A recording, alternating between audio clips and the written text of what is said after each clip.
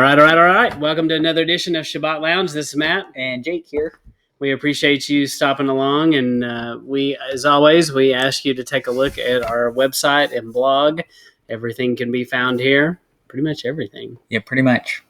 You can get the links to all the places where we reside. Yes. And so you can see some things that we've been up to. Just recently we celebrated Sukkot, and we were under some different sukkahs. Yes. And so when we post content, we mirror it here. And we also there's every once in a while we'll have PowerPoint slides that we make available that you can download and look at here.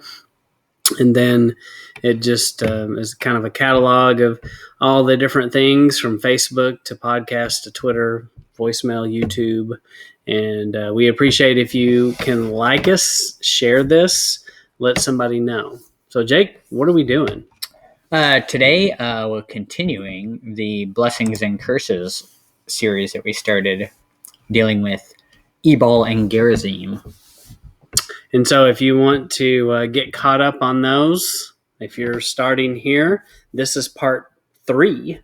So maybe you should go watch part 1 and 2. Right. So just stop it now and go watch 1 and 2 because you'll be completely lost. Right. We'll wait. Okay, I think they were able to do this. Yes. So I don't think you'll be completely lost, but you could though. But we're told there's important content in the first 2. That's right. So the first thing we were going to take a look at is Mr. Rob Skiba. You might have heard of him before. If you're watching this, you've probably heard of Rob Skiba. Yep. And he had a video back in 2016 about Mount Ebal, Mount Gerizim, Garden of Eden, Ephraim Awakening, and I think he calls this the Yahuwah Triangle, if I remember right. Yeah. And so you may have to turn down our sound on the TV. Yeah, I will do that. So I guess I could just push the mute button.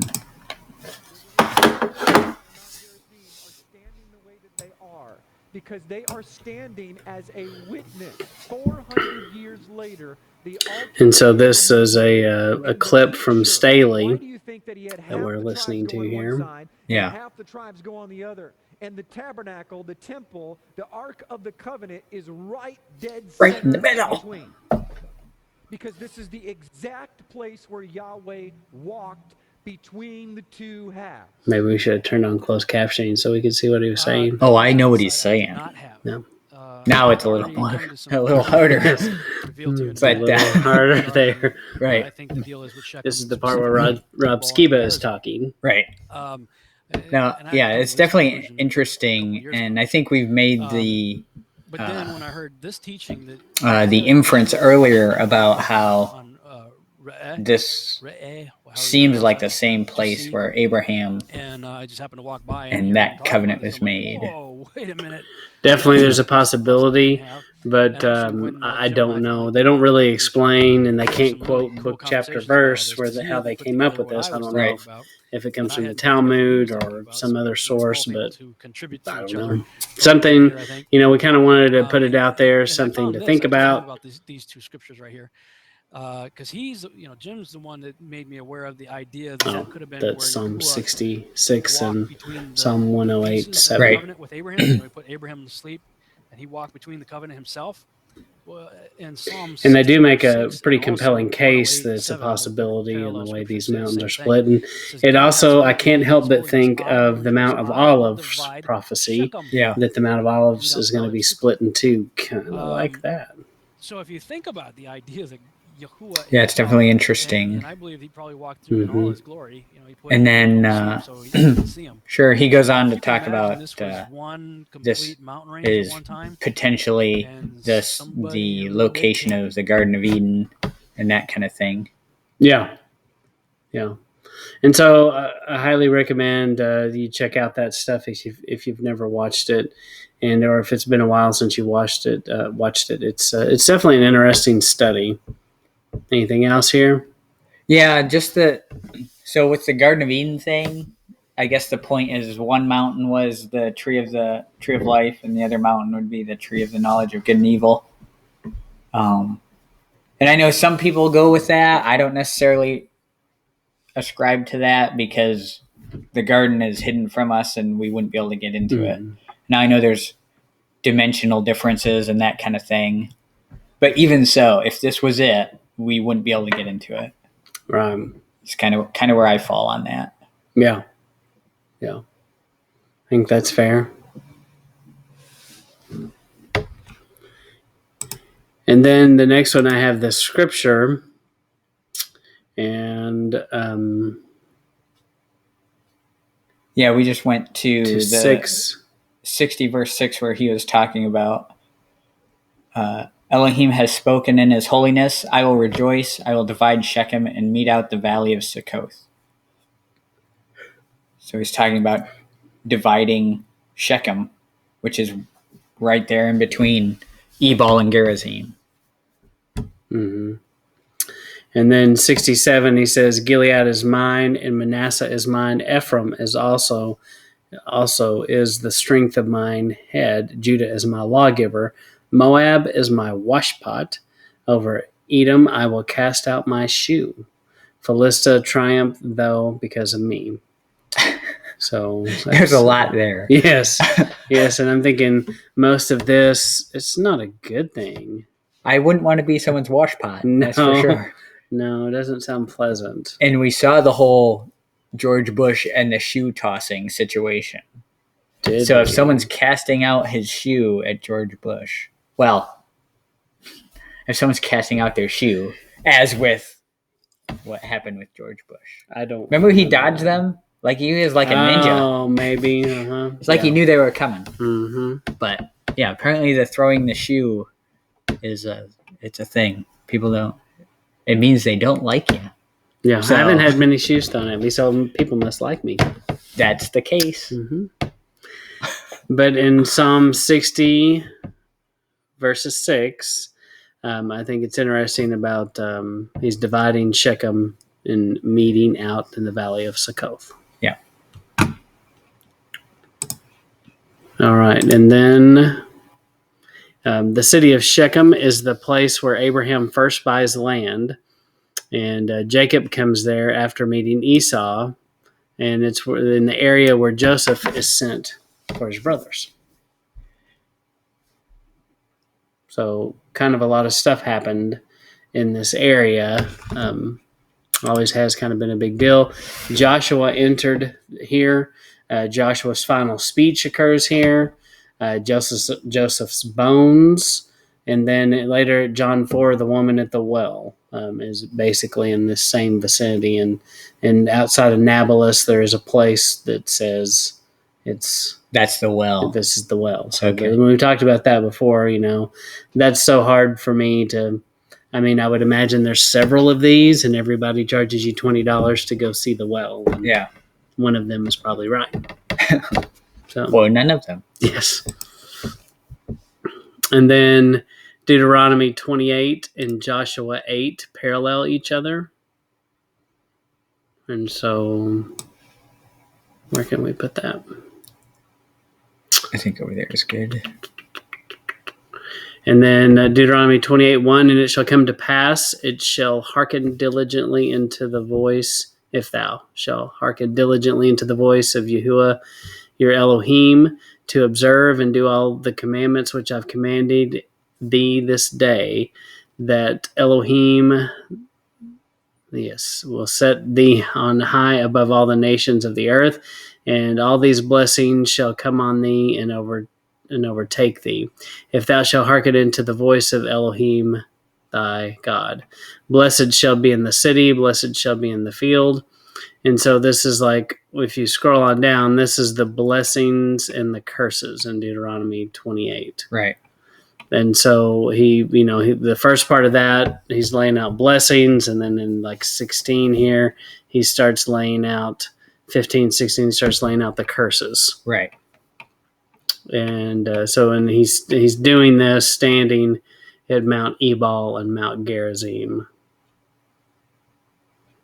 Yeah, and we talked about how you probably didn't want to be the guys on the other side, on the curses side, yelling out what the curses are going to be. And we looked at the different tribes and how they kind of kind of more leaned that direction. Mm-hmm.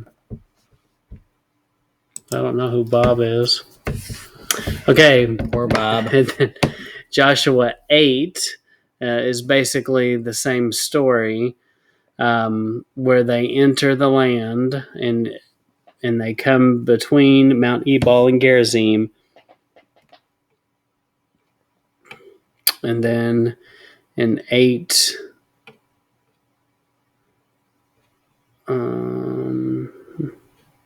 is it 8?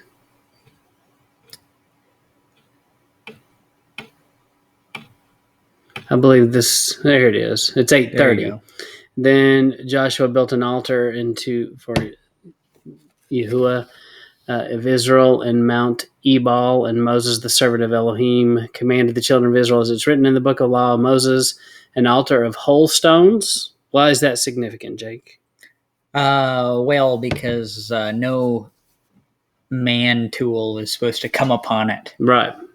Uncut stones. That's right. So, which no man hath lift any iron, and then he offered thereon burnt offerings unto the Lord and sacrificed peace offerings. And he wrote on the stones a copy of the law of Moses. You think this is the Ten Commandments? Probably. I mean, I think it'd be hard to write the Torah on some rocks. I mean, I know everyone wrote their Torah and everything, but, well, the priests would. But to write it on some rocks, that would take a while, I think. Yes, that's some dedication. Yeah. It might take a few minutes. Maybe they had better tools. Maybe. So anyway, those are the kind of the two anchor passages. If you want to go learn more about this, they both. It's just interesting. They both pretty much come to the same place, and do very similar things here. Yeah, I think it's real interesting too that it just kind of puts a cap on how dedicated Joshua was in doing Yahweh's will. I mean, we just coming off of Sukkot, and we know that from Nehemiah that they hadn't done Sukkot since the time of Joshua. So Joshua kept things going in the right direction when they entered the land. And then after that, things went downhill. Yeah. Pretty quickly. So this kind of puts that cap on it, that another thing that Joshua was doing correctly. Joshua was a righteous dude. All right, and then this is another little clip from these are actual scenes at the location. The covenant that God made with Abraham, a tangible, touchable place. It's incredible as well to see the Tirzah Valley, the valley which many believe the children of Israel entered into, but then taking us to where we are right now. It's incredible to witness this mountain. Oops. Now you've done it.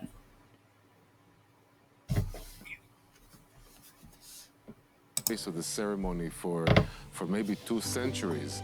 We know about French archaeologists and British archaeologists that come here at the end of the 19th century, beginning of the 20th century, and they're looking for the altar. They're looking for this important place because they know how important it is in the Bible. The problem is that they're not looking at the right place. But he discusses how this altar was found, and they believe it to be the altar of Joshua, according to the archaeological evidence, because there are no uncut stones. And what about the bones? Didn't they find something about bones? Yeah, they found bones there that were from clean animals, and then they found pottery and clay from the Israelites. And the guy that found it was an atheist, didn't even really believe. So right. So it's pretty interesting, this little story these guys are telling here. And suddenly they find this weird enclosure that we're in right now. And those guys do a good job of telling the story, and I recommend checking it out a little bit further. And then another place was this one. Jeff and Isaac, I'm not sure how you say Caracenti. Yep. And so this was from a channel called First Century Foundations.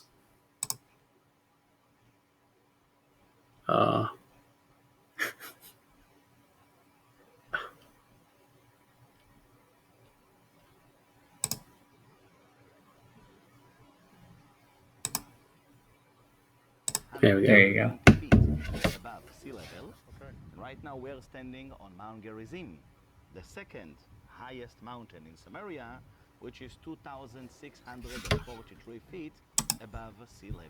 Right. Mount Gerizim, where we are right now, is associated with the blessings. Mount Ebal is associated with the curses. Oh, from Deuteronomy. Ah, Now, okay. for example, So then, yeah, so this guy kind of goes through some of the stuff we've been through, but that God uh, came to the people of Israel, talks about Ebal and Gerizim, and he's explaining it to this guy here. And today, the blessing and the curse. It definitely makes you want to go to these places live and check them out. yeah, Lord your God, that I Because that definitely would add to the story if you were standing here, and especially stand there and read these passages from Deuteronomy and Joshua. It'd be powerful. yeah. Sounds like you're saying we need a green screen. Yes, maybe so. And then some more references to it are Genesis 33:18. And Jacob came to Shalem, a city of Shechem, which is in the land of Canaan, when he came from Padan Aram and pitched his tent before the city. And he bought a parcel of a field where he had spread his tent at the hand of the children of Hamor, Shechem's father, for 100 pieces of money. All right. So you've got these scriptures backing up, where he comes in and pitches a tent in the same area. And then Joshua 24:32, and the bones of Joseph, which the children of Israel brought up out of Egypt, buried they in Shechem, in a parcel of ground where Jacob bought the sons of Hamor, the father of Shechem, for 100 pieces of silver, and it became the inheritance of the children of Joseph, which would be Ephraim and Manasseh. Yes. Which is also kind of ironic because his father secured land in the promised land at the death of Sarah. Right. So there's kind of a theme here.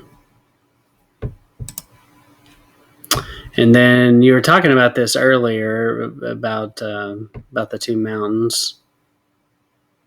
And you were saying it appears this one is a little shorter than this one, but in reality, this one is a little taller. Yeah. Yeah, if this is coming in from the east, Ebal is going to be on the right? And Gerizim on the left. And so Ebal's the taller mountain. But it's just interesting the optical illusion, if you will. I think it appears like this Gerizim is a little closer in the picture. Yeah, and it's definitely not by much, for sure. As we'll see in a minute. It just gave me a second pause as to, like, are we actually looking at this the right way? Yeah. So, through the ages, from Abraham, Jacob, Moses, Joshua, the pass at Shechem has been a gateway to the promised land. Everyone had to pass between the blessings and curses to enter, which is just kind of interesting. It kind of becomes the gateway to the promised land, if you will. Yeah. And every time they go through, they're literally these visual reminders going blessings and curses. Yeah. And it seems interesting that it's, as you're walking in, it's kind of you're agreeing that if you follow the rules here, then there's blessings. If you don't, there's curses. It's almost like you're signing a contract by walking in. Like you're re-entering into the agreement. Well, and it's pretty crazy. New covenant. Yes, renewed. It's pretty interesting if you think about it like that, and that Yahuwah from the beginning made this place and went, you know what? That's where we're going to walk. I'm going to make them walk through here. He had it all planned out. Mm-hmm. He knew this. It's not like it was a surprise. Oh, well, shucks, where are we going to bring them in? So he knew from the beginning. Right. That's why, when you look at the map of the way they came in the Exodus, it doesn't make any sense for them to come in from the east. You know, but as a kid, I always thought they just do. came right up. Yeah. And then later you're like, whoa, what? Why did they do that? Yeah. Which also leads more credibility to the Mount Sinai being in Saudi Arabia. Right. And, you know, if they're over there anyway. Yeah. So you can't be neutral at the bottom of the valley. You gotta choose. You gotta, you know, either choose blessings or curses. You know, all of us are going to pick one. And it, to me, this goes back to another theme. So a theme is equally large in the Torah and the Bible is the theme of the wedding, which we've talked about. Yeah. Another theme is this idea of Jacob, Esau, Cain, Abel. And that's a very strong thread, and that's what this is. This part of the same thing. So, Jacob was about his father's business and was blessed, and Esau was about the flesh and was cursed. Right. Same thing with Cain and Abel. Yep. And the hot and cold that he talks about in Revelation. Yeah. Mm-hmm. Yeah, we can't be in the middle. The mushy middle. And then Joshua 24, 15, and 16. Will you read that? And if it seem evil unto you to serve Yahweh, choose you this day whom you will serve, whether the gods which your fathers served that were on the other side of the flood, or the gods of the Amorites in whose land you dwell. But as for me and my house, we will serve Yahweh. And the people answered and said, Elohim forbid that we should forsake Yahweh to serve other gods. Little did they know. Mm-hmm. So what do you think the father was doing when they said this? This is, it's almost like will you take this Elohim to be your lawfully wedded ideal? Yes. It's almost like that. Mm-hmm.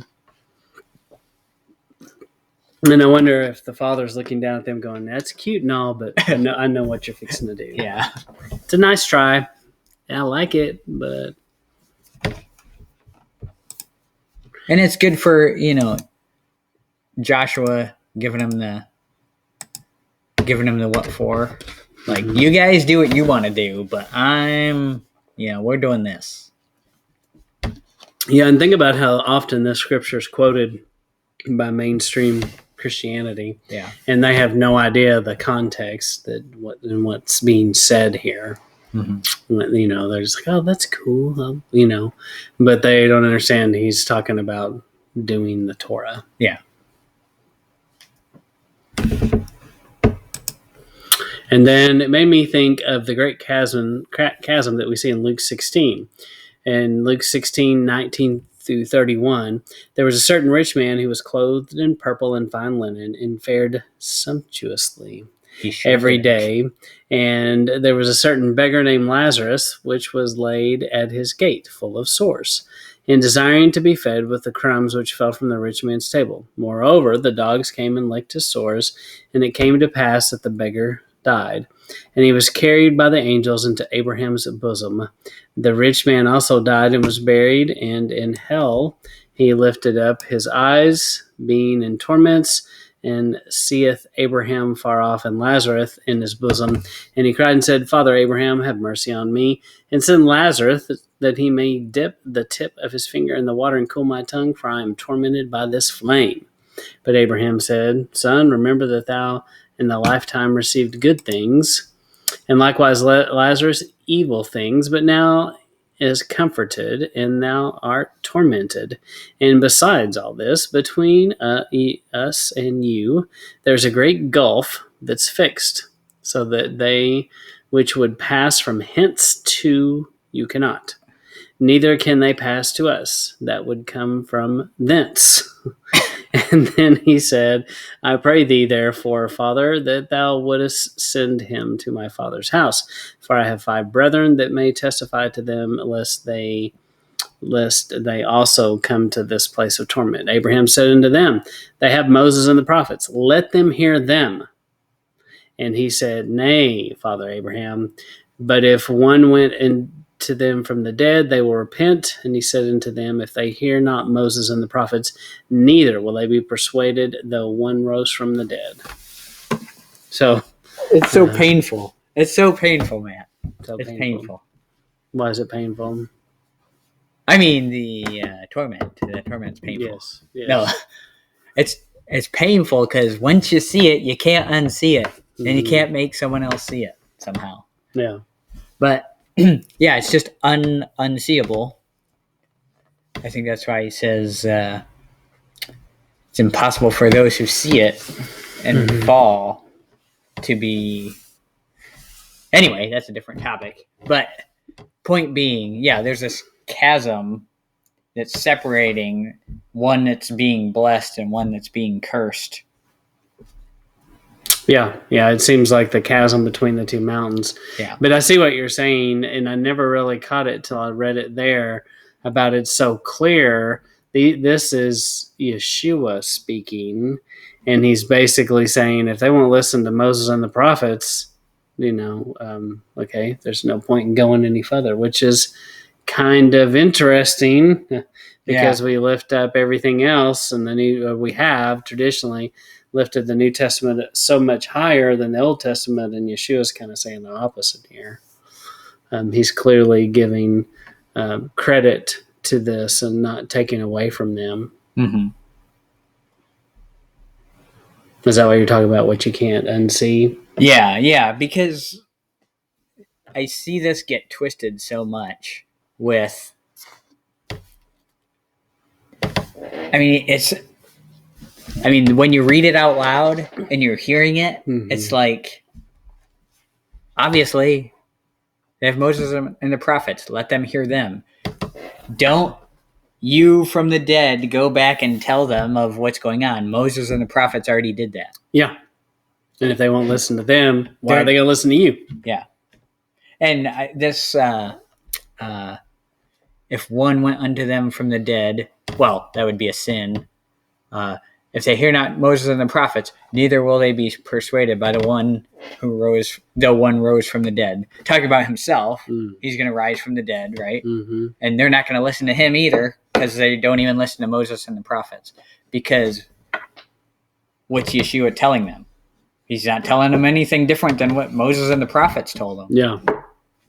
So that's why they're not going to listen to him either. Because they've already not listened to that message. Yeah, no, that's good.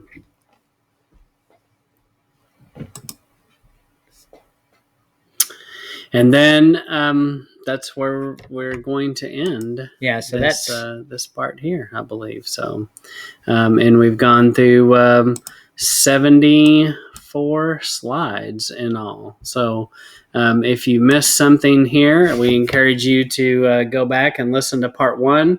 Part 2, we try to divide this up in little sound bites to make it a little more palatable. Yeah. For your viewing pleasure. So, anything else you want to say about Mount Ebal and Mount Gerizim? I think we covered a lot of things, especially when you go back and look at the whole thing as a whole. But there's a lot more there than you may initially think when you're just reading through and you get to Deuteronomy 28 and you're like, Ebal and Gerizim, blessing and curses. But I mean, that's the same with all this stuff. The more you look into it, the more you see that it's part of a whole. Yeah. And as always, we just tell you to search your scriptures, look at the text, read it. The answers are in there. Yeah, study it. Hunger and thirst for his righteousness. He does tell us if we seek, we're going to find it. Yeah. And that feels like the path we're on, definitely. And the more we seek, the more we find. Right. And we do think it's important to pay attention to these moedims, or these times he set apart, which includes the Sabbath. And when we set aside these times, it's amazing. I don't know about you, Jake, but amazing how many times I set aside time to study on the Sabbath, and I walk away with a lot of understanding. Right. And I think there's something to we set that time aside for him, and he meets with us. Yeah. So. And he blesses it, you could say. Yeah, definitely. Well, as always, we appreciate you taking time out of your busy schedule to listen to chuckleheads like us. That's right. So, and we don't try to claim to know everything or to be the absolute expert on all things Torah, but we're just students trying to learn, and we're hoping to help you along the way as we learn things. So, so stay tuned for other topics, and please like, share, and let other people know about us. And thank you for listening to Shabbat Lounge. See ya. Bye.